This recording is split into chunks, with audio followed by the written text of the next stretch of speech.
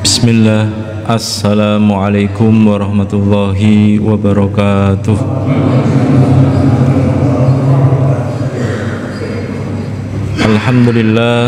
Alhamdulillahi wa kafa. Wassalatu wassalamu ala nabiyil mustafa wa ala alihi wa sahbihi ala sidqi wal wafa. Wa kafa billahi syahida. Asyhadu an la ilaha illallah wahdahu la syarika lah. Wa asyhadu anna Muhammadan abduhu wa rasuluh la nabiyya wa la rasula ba'dah. Qala Allah ta'ala a'udzu billahi minasy syaithanir rajim. Ya ayyuhalladzina amanu taqullaha haqqa tuqatih wa la tamutunna illa wa antum muslimun. Wa qala nabiyyu sallallahu alaihi wasallam ittaqillaha haitsu ma kunt wa adbi sayyi'atal hasanata tamhuha wa khaliqin nasa bi khuluqin hasanin. Amma ba'd. Rabbi shrah li sadri wa yassir li amri wahlul 'uqdatam min lisani yafqahu qawli. Pertama, kita panjatkan puja dan puji syukur kita kepada Allah Subhanahu wa taala yang telah memberikan banyak karunia-Nya kepada kita semua.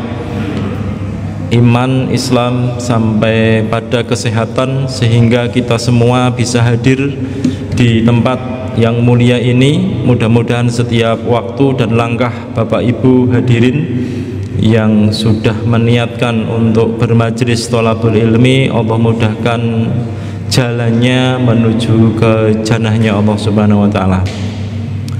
Shalawat dan salam senantiasa kita curahkan pada Nabi besar Muhammad sallallahu alaihi wasallam yang kita ikuti sunnahnya dan kita nantikan syafaatnya kelak di yaumul qiyamah. Di pertemuan pada malam hari ini kita akan sedikit membahas satu tema, kaifiyatu syukrillah ta'ala ala ni'matil huriyah, cara mensyukuri nikmat kemerdekaan. Kita sudah 79 tahun ya dalam keadaan merdeka. Proklamasi kemerdekaan dibacakan.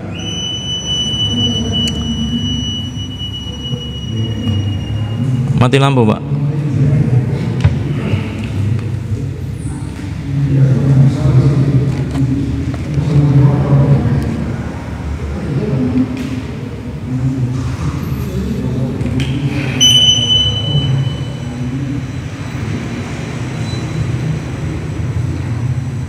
Nyala lagi ya.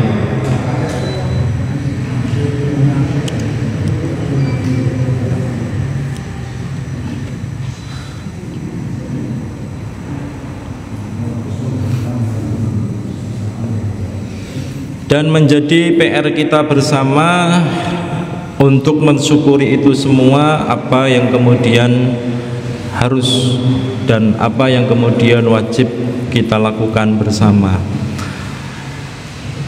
Cara bersyukur terhadap nikmat di dalam syariat Allah Subhanahu wa taala itu memiliki kaidah-kaidah. Yang kaidah-kaidah tadi, jika ada satu dari kaidah yang kemudian kosong, maka itu tidak menjadi syukur nikmat ya, malah bisa menjadi laknat ya, jika cara di dalam mensyukuri nikmat kemerdekaan ini itu tidak tepat. Di dalam sebuah kitab judulnya Madarijus Salikin yang dikarang oleh Ibnu Qayyim al-Jauziyah, beliau mengatakan, qala Ibnu Qayyim rahimahullahu fi Madarijus Salikin wa huwa yatakallamu an haqiqati syukri. Beliau Ibnu Qayyim al-Jauziyah di dalam Madarijus Salikin itu berbincang atau bercerita atau menyampaikan sebuah materi dengan judul hakikati syukri, hakikat bersyukur, wa kaifa yakunul abdu syakiron, dan bagaimana menjadi seorang hamba yang kemudian bersyukur. Beliau mengatakan wa kadzalika haqiqatuhu fil ubudiyah. Demikianlah hakikatnya di dalam masalah ubudiyah. Di dalam masalah ubudiyah itu maknanya adalah penghambaan. Ya, penghambaan kita kepada Allah Subhanahu wa taala. Maknanya begini, Pak. Setiap syariat yang kemudian Allah syariatkan kepada mukallaf atau orang yang terbebani syariat, itu ada nilai-nilai yang mungkin hikmahnya tidak bisa kita ketahui. Ya, maka nilai itu disebut dengan nilai ubudiyah, penghambaan kita kepada Allah. Allah perintahkan kita untuk sholat takbiratul ihram. Mungkin ketika kita ditanya, kenapa orang sholat itu harus takbiratul ihram? Allahu Akbar begitu. Mungkin kita tidak bisa jawab. Nah, ketika kita tidak bisa menjawab daripada hikmah-hikmah yang tersebut, ya, maka itu disebut dengan nilai ubudiyah. Ya, kalau di zaman sahabat Rasulullah ketika Nabi memerintahkan ya untuk mengerjakan sesuatu, maka mereka langsung kerjakan sebagaimana perintahnya Rasulullah. Mereka langsung mencontoh bagaimana Nabi mengerjakan suatu amalan. Jadi mereka tidak mempertanyakan bagaimana kok bisa orang sholat begitu, tidak ada pertanyaan begitu, Pak. Ya, tidak ada pertanyaan begitu kecuali yang akhir-akhir ini saja. Ya, di akhir zaman kita ini. Ya, tapi di zaman Rasulullah ketika Rasulullah mengajarkan tata cara sholat, para sahabat mengikuti. Ya, makanya Nabi mengatakan shollu kama ra'aitumuni usolli. Sholatlah kalian semuanya sebagaimana melihat aku sholat. Ya, shollu kama ra'aitumuni usolli. Sholatlah kalian semuanya sebagaimana kalian melihat aku sholat. Para sahabat melihat Rasulullah sholat, oh caranya begitu, takbiratul ihram gitu kan, membaca Al-Fatihah, membaca ya dan seterusnya begitu, tata cara rukuknya, tata cara sujudnya, i'tidal dan lain sebagainya, sahabat melihat. Dan para sahabat waktu itu belum tahu apa sih hikmah di balik sholat itu harus takbiratul ihram, harus rukuk lurus, ya, harus i'tidal dan berhenti dulu tumakninah, semua dilakukan dalam keadaan tumakninah. Para sahabat tidak mempertanyakan itu semuanya. Ya, maka yang terpenting bagi mereka itu adalah apa yang disampaikan Rasulullah itu pasti ada nilai-nilai yang baik. Apa yang dilarang oleh Rasulullah berarti di situ ada sesuatu yang buruk. Ya, ini makna dari ubudiyah. Ya, penghambaan. Apa yang Allah kehendaki untuk kita, untuk hamba-hambanya, maka kita lakukan begitu tanpa mempertanyakan. Ya, tanpa mempertanyakan. Wa kadzalika haqiqatuhu fil ubudiyah. Demikian pula hakikatnya di dalam masalah ubudiyah, wa huwa dzuhuru asari ni'matillah ala lisani abdih. Ya, di dalam masalah syukur, ya, itu zuhuru asari ni'matillahi ala lisani abdih, menampakkan, ya, menampakkan kenikmatan yang telah Allah berikan kepada hamba itu dengan ala lisani abdihi, dengan ya dengan lisannya hambanya, ya, dengan lisan hamba tersebut, ya, dengan lisannya, Pak. Berarti mengucapkan syukur dengan mengucapkan alhamdulillah. Ya.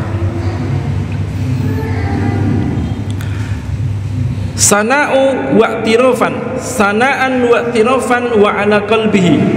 Ya, sebagai bentuk rasa syukur, ya, rasa syukur dan pengakuan hamba tersebut kepada nikmat yang telah diberikan Allah kepadanya. Ya, alhamdulillahirabbil alamin. Wa ala qalbihi, dan hatinya syuhudan wa mahabbatan ala jawarihi. Ya, syuhudan wa mahabbatan, di dalam hatinya ketika dia mengucapkan alhamdulillah, berarti hatinya juga ikut menyaksikan, hatinya ikut mencintai, Pak. Betul-betul ada rasa cinta dan betul-betul menyaksikan, tidak hanya lisan saja. Ya, tidak hanya lisan saja. Wa ala jawarihi, dan atas jawarihnya yaitu anggota badannya adalah ingqiyadan wa ta'atan. Ingqiyadan tunduk, wa ta'atan dan taat. Ya, jawarih. Jadi lisan yang mengucapkan alhamdulillah, kemudian hatinya itu juga ikut menyaksikan syuhudan wa mahabbatan, dan ada rasa cinta ketika mengucapkan hamdalah. wa ala jawarihi, dan atas anggota badannya inqiyadan wa ta'atan, tunduk dan taat. Ya. Kemudian beliau melanjutkan wa syukru, dan syukur mabniyun ala khamsi qawaid, dan syukur itu berdiri di atas 5 kaidah. Ya, berdiri di atas 5 kaidah. Jadi kalau orang bersyukur Pak, itu maka dia harus mengikuti kaidah ini. Tanpa kaidah ini hilang satu saja maka tidak sempurna. Nanti dijelaskan oleh Ibnu Qayyim al-Jauziyah. Yang pertama kata beliau adalah khudu'us syakiri lil mashkuri. Yang pertama rasa syukur itu adalah khudu'. Khudu' itu artinya apa? Tunduk. Ya. Tunduk, merendahkan diri, asyakiru, orang yang bersyukur tadi, lil mashkur, terhadap yang disyukuri yaitu Allah Subhanahu wa taala. Berarti dalam keadaan merendah, dalam keadaan tunduk, dalam keadaan alhamdulillah. Itu maknanya setiap kenikmatan, baik itu kesehatan, baik itu penglihatan, baik itu berupa harta maupun nikmat-nikmat yang lain, ketika lisan kita dan hati kita mengucapkan alhamdulillah, maknanya bahwa semua itu kita menyadari itu semua dari Allah Subhanahu wa taala. Ya, semuanya dari Allah Subhanahu wa taala.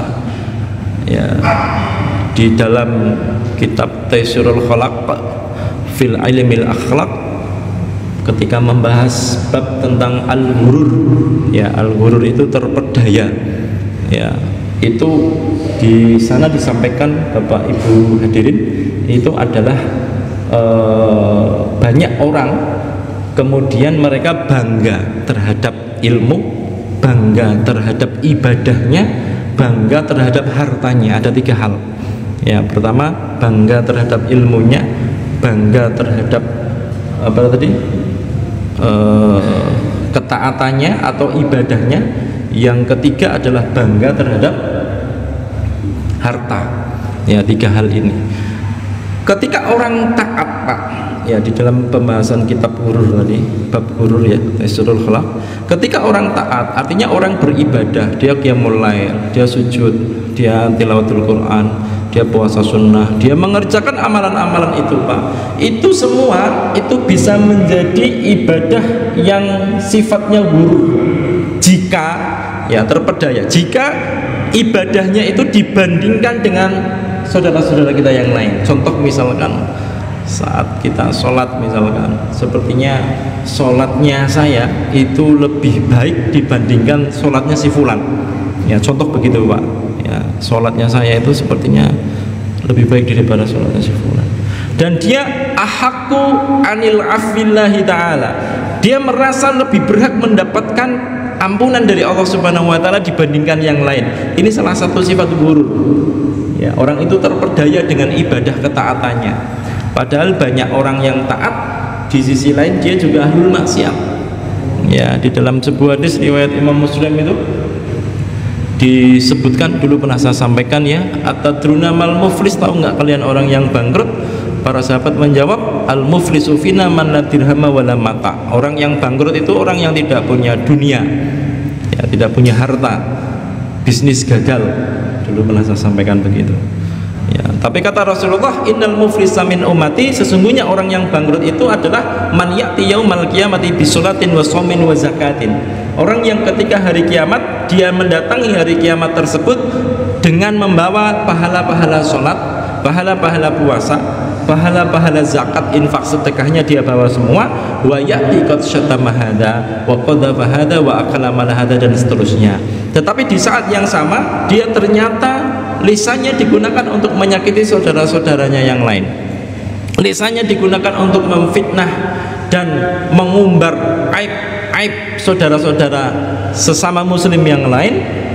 Dia makan harta saudaranya dengan cara yang batil, ya, maka maka hada min hasanatihi wa hada min hasanatihi. Ya, diberikan kebaikan sholatnya tadi, pahala-pahalanya Pak, itu diberikan kepada orang yang dia zalimi di dunia, diberikan kepada orang yang pernah dia sakiti di dunia, diberikan kepada orang yang hartanya pernah dia ambil dengan cara yang tidak benar, mungkin mengambil hak tanahnya walaupun sejengkal, mungkin mengambil hak warisnya secara zalim atau mengambil alih hal-hal yang sifatnya teknis ya dengan cara yang zalim, maka kelak dia akan ditempatkan dalam sebuah tempat namanya al-qantarah, terletak bainal jannah wan nar, yang berada di tengah-tengah antara surga dan neraka. Ya, habis itu amalannya tadi Pak diberikan semua.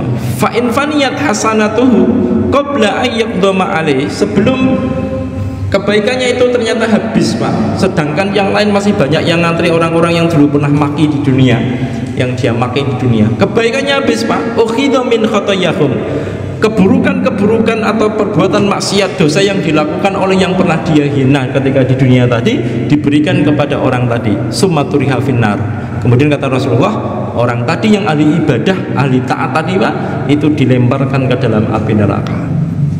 Ya, ini hadis riwayat Imam Muslim. Kemudian ada sebuah hadis juga yang lain, ketika Nabi ditanya oleh seseorang, ya Rasulullah, inna imra'atan, sesungguhnya ada seorang perempuan, ya, tusalli laila wa tasumma nahara, seorang perempuan yang dia itu pandai bersolat, ya, solat ketika malam, solat tahajud, ketika siang dia berpuasa. Wa tu'di jiranaha, tetapi lisannya digunakan untuk menyakiti tetangganya. Qala Rasulullah, hiya finnar, la khaira fiha, hiya finnar. Kata Rasulullah, orang tadi yang ahli tahajud tadi, yang ahli puasa tadi, tidak ada kebaikan sama sekali, hiya finnar, dia di dalam neraka. Kemudian orang tadi bertanya, ya Rasulullah, inna fulana, ada seorang perempuan lagi, ya, tusallil maktubat, dia hanya mengerjakan sholat 5 waktu, ya, mengerjakan sholat 5 waktu.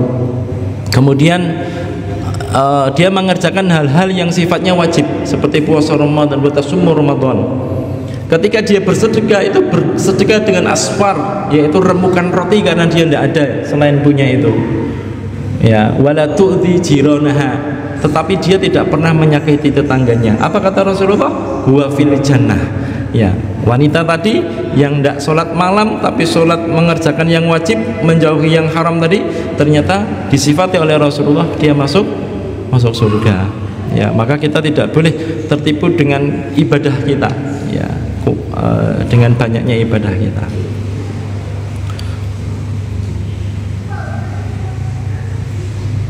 Ya, khudu'us syakir lil maskur. Ini yang pertama. Yang kedua, kaidah yang kedua, orang kalau mau bersyukur adalah wa hubbuhu lahu, ada rasa cinta. Ya, ketika dia mengucapkan alhamdulillah, itu ada rasa cinta dia kepada Allah Subhanahu wa taala. Ya, wa'tirafahu bi ni'matihi. Ya, mengakui bahwa seluruh kenikmatan itu berasal dari Allah Subhanahu wa taala. Maka tadi saya sampaikan, ada orang punya harta banyak, Pak.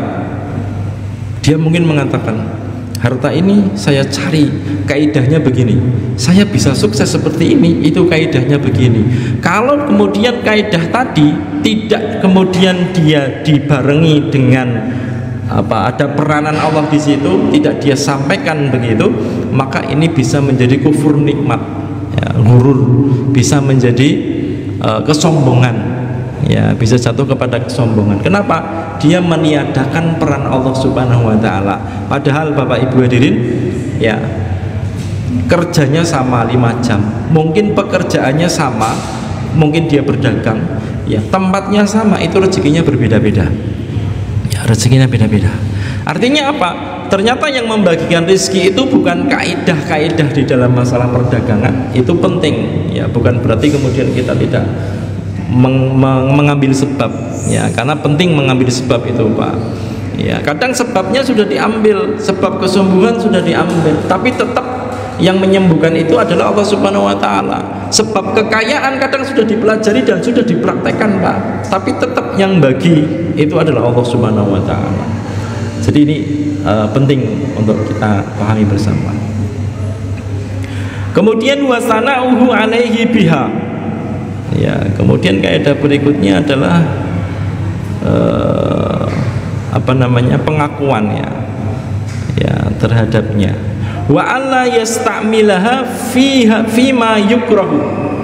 Ketika kenikmatan itu kemudian tidak diberikan atau kemudian tidak digunakan untuk kebaikan, ya maka kaidahnya akan hilang. Ya, wa alla yasta'milaha fima yakrahu, dan tidak menggunakan kenikmatan tadi terhadap sesuatu yang Allah benci. Ya, terhadap sesuatu yang Allah benci dengan kemaksiatan-kemaksiatan, ya, dan yang lainnya. Fahadhil khamsu, dan inilah 5 hal, hiya asasu syukri, menjadi asas itu artinya pondasi orang yang bersyukur, wa bina'uhu 'alaiha, dan bangunan yang di atasnya. Famata adamu minha wahidatan ikhtala min qawaidis syukri qaidatan. Jika salah satu di antara 5 hal tadi itu hilang satu, maka akan hilang kesempurnaan, kaidah kesempurnaan di dalam syukur kita kepada Allah Subhanahu wa taala.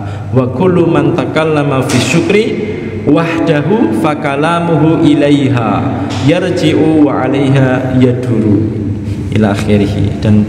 Dan setiap orang yang mengatakan dengan rasa syukur alhamdulillah, ya, secara pribadi, maka fakalamuhu, perkataannya tadi adalah ilaiha, kepada Allah Subhanahu wa taala, yarji'u wa 'alaiha yaduru, dan itu akan terus berputar.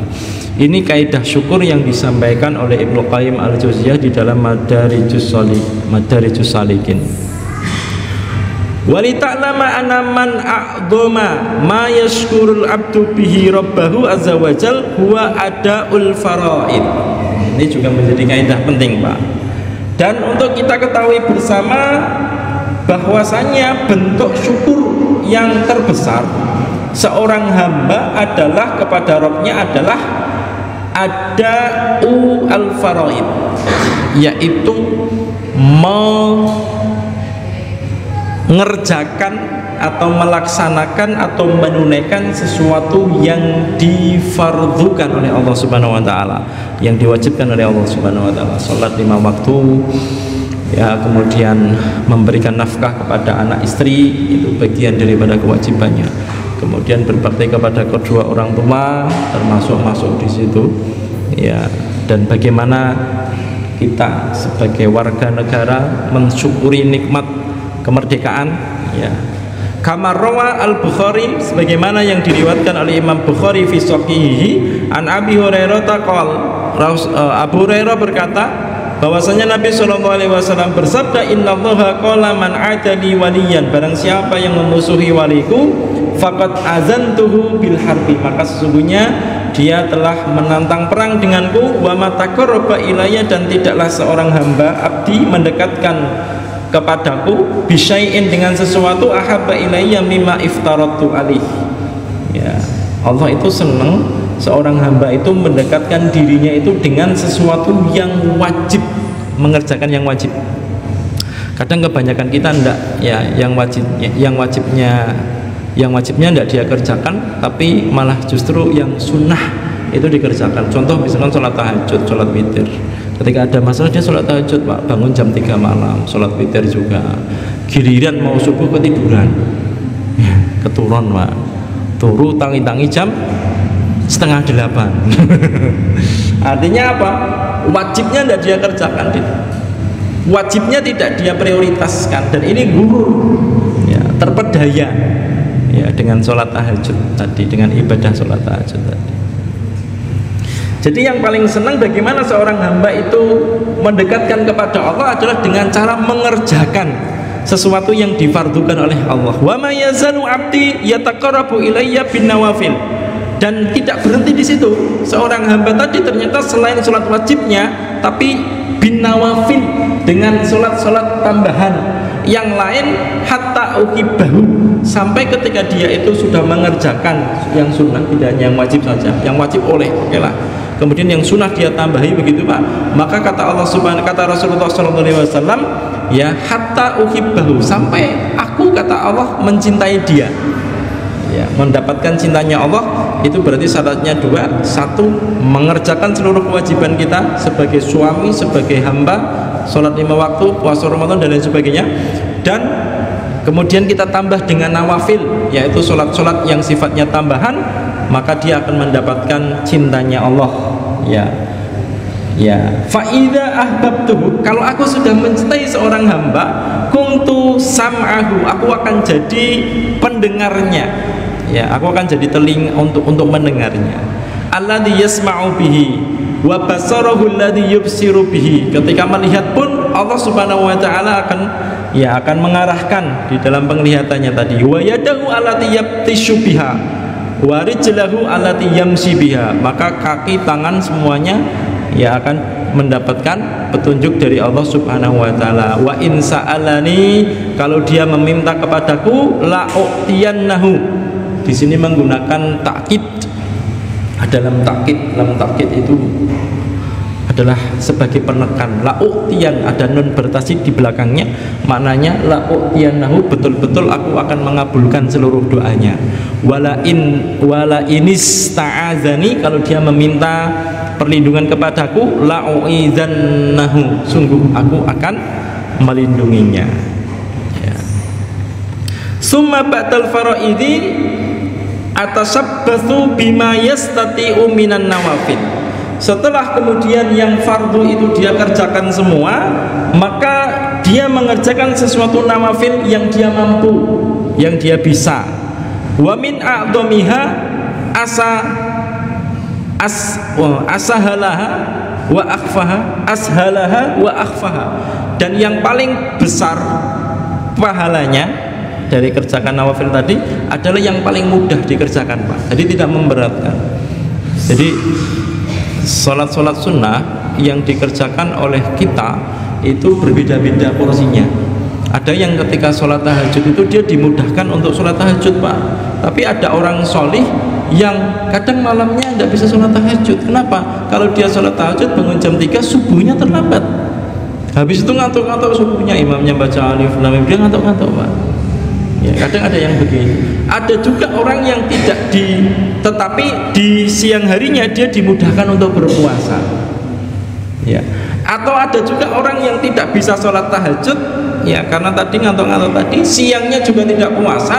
Kalau dia puasa sunnah, zuhurnya bablas, Pak, sama asarnya. Ngapa zuhurnya bablas? Ngantuk, orang kuat, Pak, berdiri. Lemah. Tidak kuat berdiri untuk sholat. Mau jalan kaki rasanya lemes, mau tilawatul Quran ngantuk, Pak. Akhirnya sedino turu tok. Satu hari itu tidur, habis subuh tidur, bangun zuhur, sholat zuhur, tidur lagi, sholat asar, bangun, tidur lagi sampai maghrib, Pak. Baru buka, baru sehat lagi. Maka yang seperti ini mungkin dia dimudahkan untuk melakukan ibadah sunnah yang lain. Kalau sholat tahajudnya enggak, sholat duhanya enggak, sholat puasa sunnahnya enggak, mungkin dia dimudahkan di dalam berinfak sedekah. Ternyata dia pandai di dalam urusan mencari duit, urusan penduitan dia ahli. Sehingga itu berarti mungkin dia yang ibadah menjadi ibadah unggulan. Ibadah yang jadikan unggulannya mungkin itu. Ada yang dikasih secara terang-terangan, ada yang dia ngasih tapi tidak ada yang tahu. Secara sirran wa alaniyatan. Jadi begitu.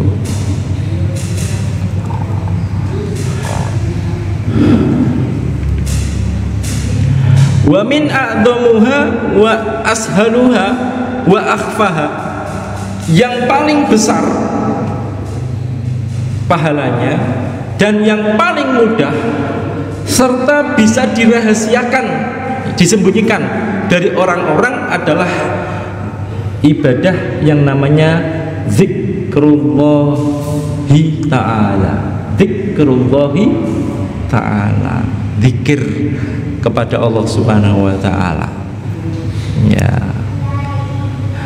Wa an Abdullah ibni Busrin radhiyallahu an, dari Abdullah bin Busrin, semoga Allah meridhoi, anna rajulan qala, ada seorang laki-laki berkata, ya Rasulullah, wahai Rasulullah, inna syara'i al-islami qad kasurat, sesungguhnya syariat Islam itu sudah mulai banyak waktu itu di kota Madinah. Ada puasa, ada sholat, ada zakat, ada sedekah, dia sudah mulai banyak ya. Qad kasurat aliyya, kata orang tadi cerdas Pak orang ini. Fa akhbirni bi syai'in atasyabbatu bihi, ya Rasulullah, kabarkan kepadaku ya, berilah tunjukkan kepadaku dengan sesuatu yang kemudian aku melakukan itu semua sudah tercukupi.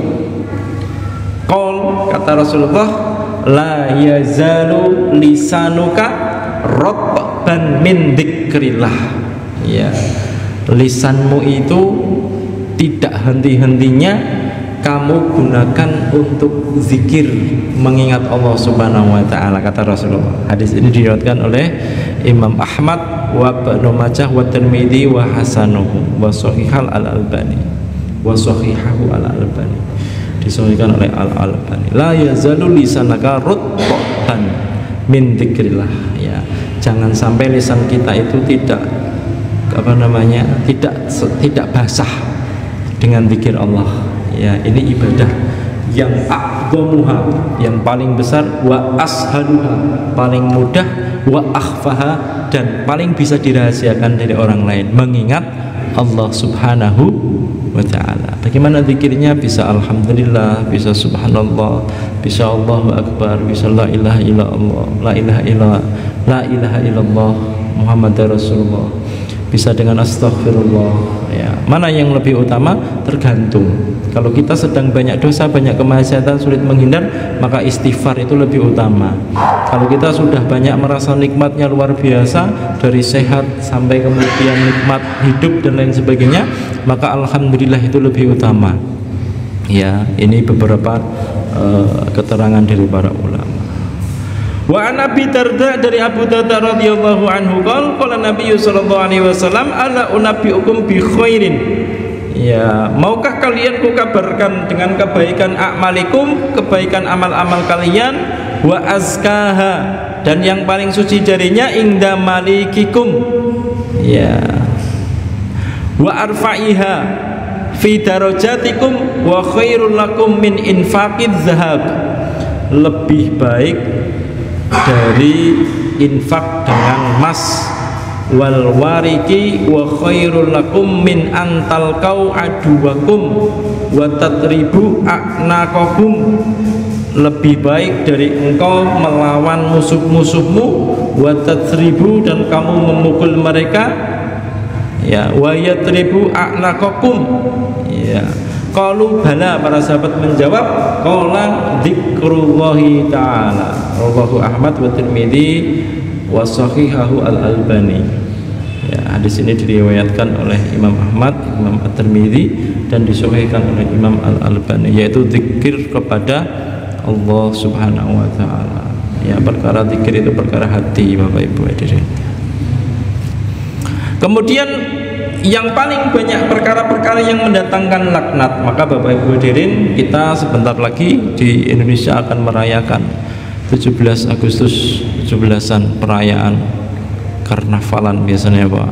Maka perhatikan mana perkara-perkara yang dibolehkan oleh Allah agar nikmat syukur kita kepada Allah itu bisa diterima dan bisa bernilai barokah, ya, bertambahnya keberkahan.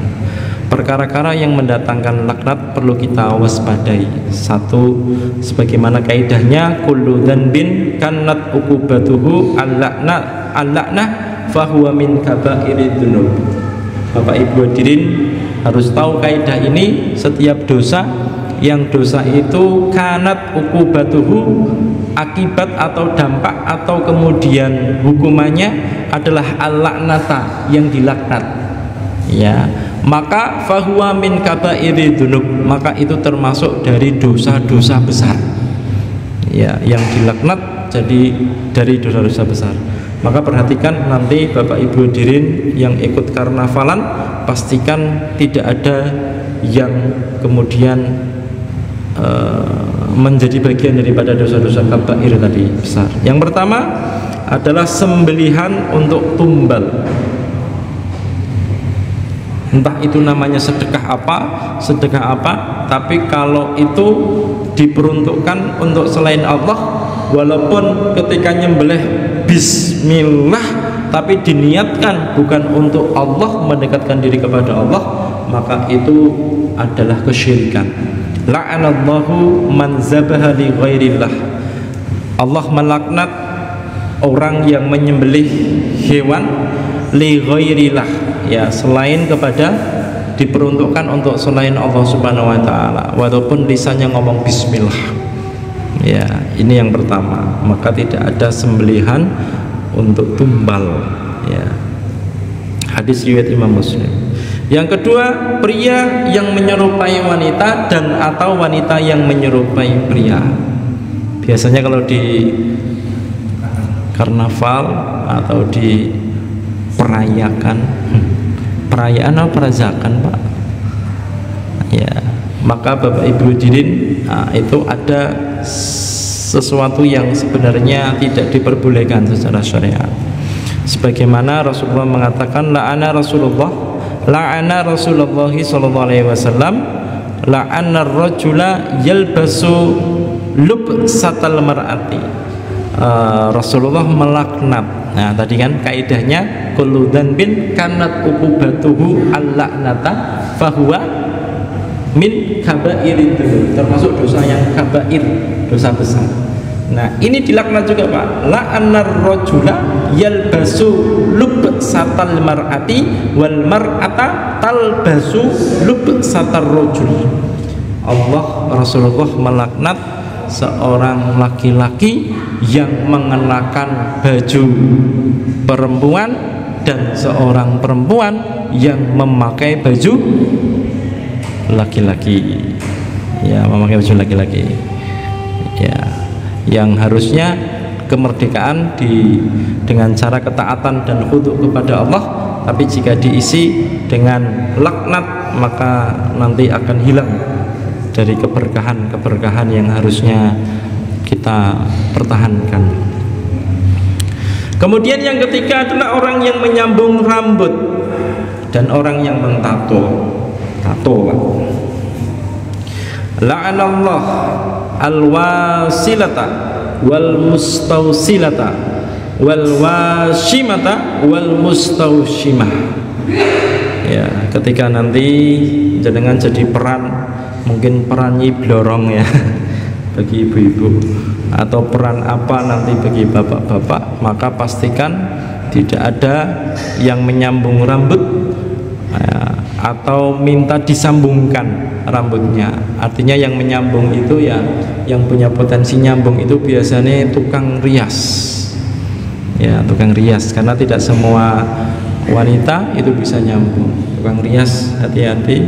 Atau kemudian yang minta disambungkan, termasuk yang minta biasanya perempuan, disambung rambutnya. Begitu pula adalah yang mentato atau minta ditato, ya, ditato. Ini yang kedua. Ingat kaidahnya, ya, setiap qulu dzanbin yang di situ dzunub nilai akibatnya itu adalah laknat, berarti itu dari kabair. Kabair itu dosa-dosa yang besar. Yang keempat adalah yang memakan riba dan menolong dalam terlaksananya transaksi riba. Dalam sebuah hadis, la'ana Rasulullah sallallahu alaihi wasallam, hadis riwayat Imam Muslim, akil riba wa mukillahu, melaknat dua orang. Pertama, satu, akil riba, yang memakan riba, berarti yang ngambil, ya. Wa mukilahu, dan yang diambil. Yang diambil protes, loh Ustaz, kita kan yang disiksa, kita yang dimakan, kita yang susah, kita yang dikejar-kejar, kenapa kok kita juga dilaknat? Karena sebelum dia dikejar-kejar, sebelum dia dicari begitu, ya, sebelum dia terbebani, dia sudah teken, Pak, tanda tangan di situ. Yang makna tanda tangan segores tadi, itu artinya dia mau untuk dikejar-kejar, mau dicari, mau ditagih, begitu. Makanya Rasulullah melarangnya dua, yang makan dan yang mau dimakan. Pilih yang makan atau yang mau dimakan, Pak? Enggak, pilih semua. Tentunya habis banyak. Ya, enggak sampai situ, Pak. Wa katibahu, penulis, pencatatnya. Wa syahidaihi, saksinya. Wa qalahum sawa. Kata Rasulullah, mereka itu semuanya sama. Ya, sama-sama bersepakat untuk menyalahi syariat Allah Subhanahu wa taala. Kan sama-sama ridho, semuanya ridho untuk menyalahi syariat Allah Subhanahu wa taala. Taubatnya bagaimana, Pak? Taubatnya tidak instan. Jadi kalau hari ini orang mau tobat begitu, Pak, kaitan dengan ini tidak instan, harus proses dulu gitu kan. Mungkin butuh waktu 1 bulan atau 1 tahun atau 2 tahun atau 3 tahun dan lain sebagainya, waktunya habis. Saya kira itu dulu yang dapat kami sampaikan. Saya kira demikian, mudah-mudahan yang singkat ini bermanfaat untuk kita semua dan Allah mampukan kita untuk mengamalkan dalam kehidupan nyata. Kita tutup dengan doa kafaratul majlis. Subhanakallahumma bihamdika asyhadu an la ilaha illa anta astaghfiruka wa atubu ilaik. Wallahu a'lam bishawab. Aku qouli hadza wa astaghfirullaha lakum. Assalamualaikum warahmatullahi wabarakatuh.